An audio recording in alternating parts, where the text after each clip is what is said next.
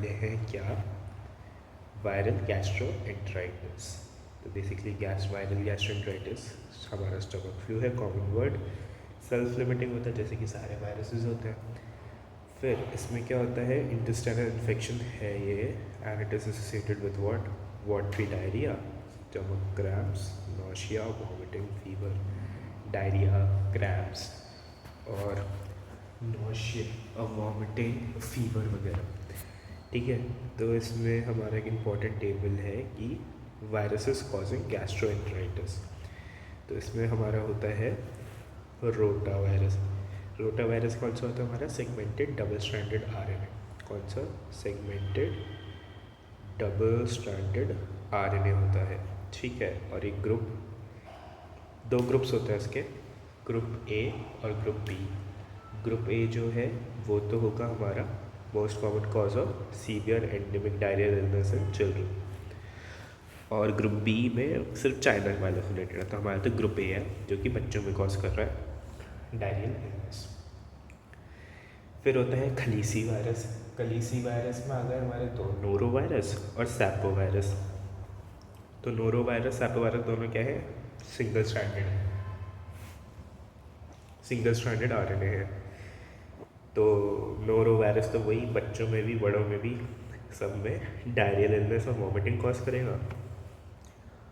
और हमारा जो सैपो वायरस है और साथ में एस्ट्रो वायरस, वो क्या कॉज करता है, स्पोरैडिक केसेस में, मतलब स्पोरैडिक केसेस कॉज करता है, और occasional outbreak of diarrhoeal illness, I mean diarrhoeal illness सभी कॉज करेंगे, है ना। फिर हमारा एस्ट्रो वायरस हो गया। फिर हमारा एडिनो वायरस। एडिनो वायरस क्या है हमारा, second most common viral agent है एंडेमिक डायरियल इलनेस का of infants and young children world wide. तो ये हमने अभी क्या क्या पढ़े हैं, सारे वायरसेस के एक बार नाम लिखते हैं। तो हमने पढ़ा पहले तो अपना फेवरेट रोटा वायरस, है ना। फिर दूसरी चीज़ हमने पढ़ी सैपो वायरस, मतलब वो किस में आता था, खलीसी वायरस में आता था। और रोटा वायरस में दो ग्रुप होते हैं, ए बी। खलीसी वायरस पढ़ा हमने, खलीसी वायरस में दो थे, नोरो वायरस और एक था सैपो वायरस। फिर हमारा था एस्ट्रो वायरस, और फिर हमारा क्या था लास्ट वाला एडिनो वायरस। ठीक है, तो ये सारे कौन से वायरस हो गए, जो कि वायरस हो गए जो कि गैस्ट्रोएंटेराइटिस कॉज कर रहे हैं। Okay, good enough. फिर हम आते हैं रोटा वायरस पे, इसको ढंग से करते हैं। तो रोटा वायरस बेसिकली हमारा क्या है, डबल स्ट्रैंडेड आरएनए वायरस है। ठीक है, डबल स्ट्रैंडेड आरएनए वायरस। कैसी शेप का है ये, आइसोहेड्रल शेप का है। इसमें एनवेलप जो है नहीं होगा, no envelope, and it is lipid resistant. Family कौन सी इसकी, रियोविरिडिया है, बच्चों में और बड़ों में डायरिया कॉज करेगा। इसकी मॉर्फोलॉजी क्या है, मॉर्फोलॉजी में है इसकी कि इसमें कार्टवील होती है जिसमें शॉर्ट स्पोक्स लगे हुए होंगे radiating from the wide hub. तो कार्टवील है ना, और short spokes radiating from the wide hub. फिर इसमें डबल शेल्ड वायरस जो होता है वो स्मूथ सरफेस होती है उसकी, सिंगल सेल्ड वायरस जो होता है उसकी रफ सरफेस होती है। तो डीएस, डबल स्ट्रैंडेड में डीएस आ रहा है, तो वो मतलब तो उसमें भी आ रहा है जो भी, मतलब डबल है ना, तो डबल लेयर में जो आगे वाली लेयर है वो स्मूथ है और अंदर वो खुरदरा सा, तो इसलिए सिंगल शेड जो है वो रफ है। ठीक है, फिर हम आते हैं इसके क्लासिफिकेशन पर। तो हम इसको किस में क्लासीफाई कर सकते हैं, तो based on antigenic peptides epitopes of internal structural protein की बेसिस पर हम इसको ए से जे में डिवाइड कर सकते हैं। तो ग्रुप ए जो है वो मेजॉरिटी केसेस में ग्रुप ए ही मिलेगा, है ना। और सब ग्रुप इसके क्या होते हैं, 1 and 2, which is detected by ELISA and immunosorbent acid. ठीक है, तो अभी इससे पहले हमने क्या पढ़ा था, हमने इसकी मॉर्फोलॉजी पढ़ी थी। मॉर्फोलॉजी में क्या पढ़ा था हमने कि कार्टवील होती है जिसमें शॉर्ट स्पोक्स होते हैं जो कि वाइड हब से निकल रहे होते हैं। दूसरी चीज़ हमने पढ़ी थी कि जो डबल शेल्ड होता है वो क्या होता है, स्मूथ सरफेस होती है उसकी, और जो सिंगल शेल्ड होता है उसकी रफ सरफेस होती है। फिर हमने क्लासिफिकेशन पढ़ी थी जिसमें हमने कहा था कि antigenic epitopes of internal structural protein के बेसिस पर ए से जे तक होते हैं ये, और ग्रुप सब टाइप्स होते हैं, मतलब ग्रुप ए मेजॉरिटी में होता है और सब ग्रुप किसमें होता है 1 और 2, जिसको हम डिटेक्ट करेंगे लाइज और इम्यूनोसॉर्बेंट एसिड की मदद से। फिर हम आते हैं इसकी पैथोजेनेसिस पर। तो पैथोजेनेसिस में क्या है कि पहले तो ट्रांसमिट कैसे होता है, तो इसका मोड ऑफ ट्रांसमिशन क्या है, उसका मोड ऑफ ट्रांसमिशन है फीको ओरल रूट।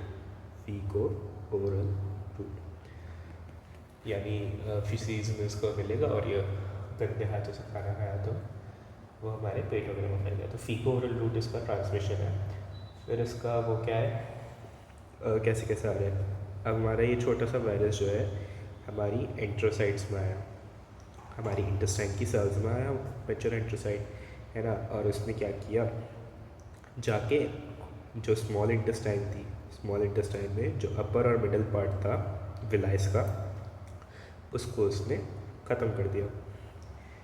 तो ये हमारी स्मॉल इंटेस्टाइन थी, उसमें छोटे छोटे विलाय थे, विलाय के इसने अपर और ये लोअर पार्ट जो है इसने ख़त्म कर दिए। तो अब क्या हुआ, डिस्ट्रक्शन ऑफ विलाय हो गया एंड कोपियस डायरिया हो गया।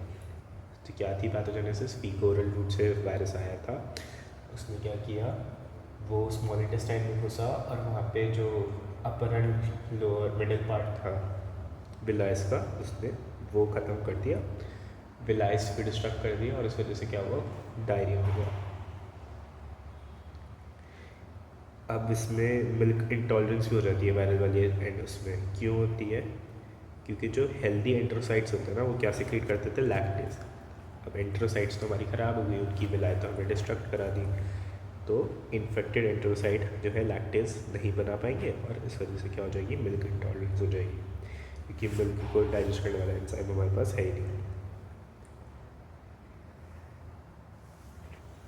ओके, और फिर हमारे क्लिनिकल फीचर्स क्या हैं कि एक तो उसका इंक्यूबेशन पीरियड है 2 से 3 डेज़ का, ठीक है, बस 2-3 दिनों की ही बात होती है, फिर इसके अटैक्स आने शुरू हो जाएंगे। फिर इसमें हमें वॉमिटिंग, डायरिया, फीवर, इसमें कैसा स्टूल दिख रहा है, greenish yellow stool, greenish yellow stool देखने को मिलेगा। फिर no blood and mucus, self limiting है and recovery in 5 to 10 days and mortality rate इसका लो है, यानी ज़्यादा लोग ऐसे मरते नहीं। तो वही जो कॉमन वो होता है वॉमिटिंग, डायरिया और फीवर का केस, साथ में ग्रीनिश येलो स्टूल आ रहा है, तो अगर ग्रीनिश येलो स्टूल है तो वायरल गैस्ट्रोएंटेराइटिस का हो सकता है। तो ये सिद्धेश वाले केस में भी ग्रीनिश स्टूल ही थे, तो वो ये हो सकती है कि इसको वायरल गैस्ट्रोएंटेराइटिस ही होगी। फिर नो ब्लड और म्यूकस होता, ठीक है। तो उसकी एपिडेमोलॉजी भी देखो कि ये बिलो 5 years वाले चिल्ड्रन में होता है, तो ये ठीक बैठ रही है ना, तो 6 to 24 months बिलो 5 years वाले बच्चों में हो रहा है।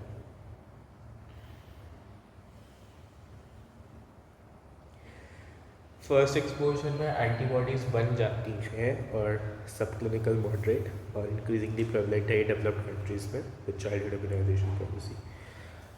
अब लैब में क्या है इसका कि एक तो ये किसी कल्चर मीडिया पे नहीं ग्रो करते, don't readily grow on culture media. और ये जो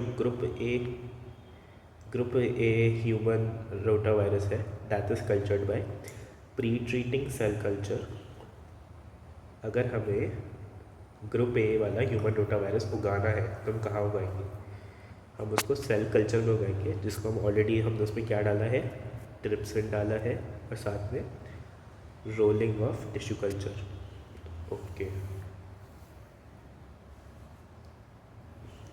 मतलब हमने क्या किया, ग्रुप ए अगर हमें उगाना है, ग्रुप ए रोटा वायरस हमको उगाना है, तो हम क्या लेंगे, हम उसको प्री ट्रीट कर देंगे किससे, रोटा ट्रिप्सिन से। ट्रिप्सिन क्या है, प्रोटीओलिटिक एंजाइम है, और रोलिंग ऑफ टिश्यू कल्चर से। फिर जो काफ एंड सिमियन रोटा वायरस होता है वो ईजिली ग्रो करता है टिश्यू कल्चर्स पे, तो उसको हम किस लिए यूज़ करते हैं, for antigen serology. Calf and simian rota virus, calf and simian rota virus. Serology में क्या है, सीरोलॉजी में है कि IgM और IgG को इन ब्लड में लेंगे, वो हम एलाइजा से डिटेक्ट कर लेंगे। बाकी PCR, इम्यूनो इलेक्ट्रॉनिक माइक्रोस्कोपी और एलाइजा वगैरह कर लेंगे। फिर प्रोफाइल एक्सिस में वैक्सीन होगी। पहले एक बार लैब डायग्नोसिस रिवाइज करते हैं।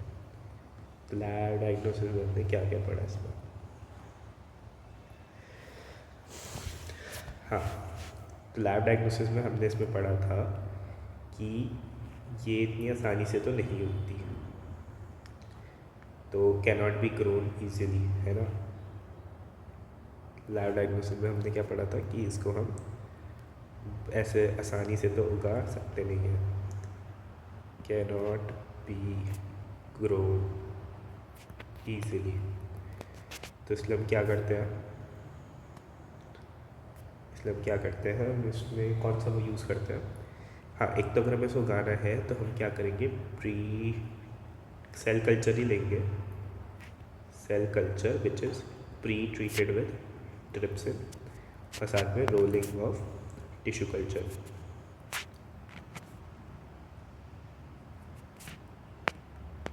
और दूसरी चीज़ हम क्या ले रहे थे, दूसरी चीज़ हम इसमें ले रहे थे, सेल कल्चर हो गया कैफ एंड सिमियन वाला टिश्यू कल्चर लेंगे, क्योंकि उसमें आसानी से ये उग जाता है। बाकी हम इसमें सीरोलॉजी में IgG एंड IgM जो है एलाइजा वगैरह से डिटेक्ट कर सकते हैं, और इसमें कुछ खास पता नहीं, ठीक है। हाँ, तो प्रोफाइल एक्सिस में हम इसमें क्या देंगे, प्रोफाइल एक्सिस में इसमें 2 वैक्सीन हैं, रोटावैक और रोटारिक्स, रोटावैक और रोटारिक्स, ठीक है, जो कि 50-60% केसेस डिक्रीज कर देते हैं। ओके, फिर रोटावैक में क्या है, रोटावैक हम दे रहे हैं, हमें पता है 6-10 वीक्स पे दे रहे हैं। हमने क्या करा था, रोप करा था ना, तो उसमें रोप में जो आर था वो रोटावायरस के लिए था, तो वो हम दे रहे थे 6-10 और 14 वीक्स पे, along with DPT and OPV, है ना। मतलब वो तो साथ में वो होता है उसकी PCV और पेंटावलेंट, ठीक है। फिर एफिकेसी इन फर्स्ट 2 years होगी, एंड साइड इफ़ेक्ट उसके क्या है, क्राइंग, इरिटेबिलिटी, फीवर, डायरिया। और इसमें हम क्या डालते हैं, लाइव एटेनेटेड RP116E G9P11 स्ट्रेन, और इसको हम दे रहे हैं ओरली, ठीक है। तो रोटावैक है वैक्सीन, उसको हम ओरली दे रहे हैं, RP116E वाला स्ट्रेन यूज़ कर रहे हैं 6-10-14 वीक्स के लिए, अलग डिप्टीरिया, OPV, और फर्स्ट ईयर्स में उसकी FO है, ठीक है। साइड इफ़ेक्ट्स देख लेना, क्राइंग, इरिटेबिलिटी, फीवर वगैरह। फिर रोटारिक्स लाइव एटेनेटेड है, G1P8 स्ट्रेन है, 2 डोजेस 6-10 वीक्स के लिए, G1P8 और उस पर है G9P11। रोटारिक्स बस 2 डोज देनी है, 6 और 10 हफ्ते। Okay, good enough.